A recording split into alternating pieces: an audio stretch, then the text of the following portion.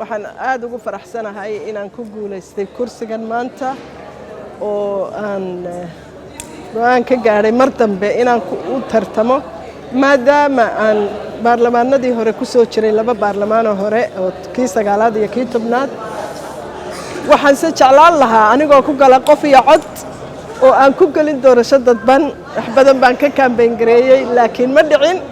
waxaanan goostay inaan ku galo sida ay tahay si aan wax uga bedeli karo ama campaignkayga hore u sii wadi karo in qof iyo cod la noqdo marka dambe lagu doorashooyinku noqdaan dalkuna uu ku helo sida cadaalad iyo sinaan iyo qof waliba wuxuu dastuurka xaq ugu leeyahay inuu helo guddigii doorashooyinku dhibaatooyin badan bay mareen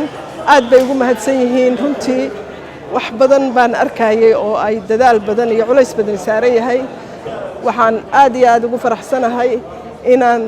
insha Allah wax badan qaban doono oo fadhiga kursiga aan ku soo fadhiistay aan wax badan markaan dib u eego hore wixii aan la soo kulmay aan arkoon khibrad ka soo qaatay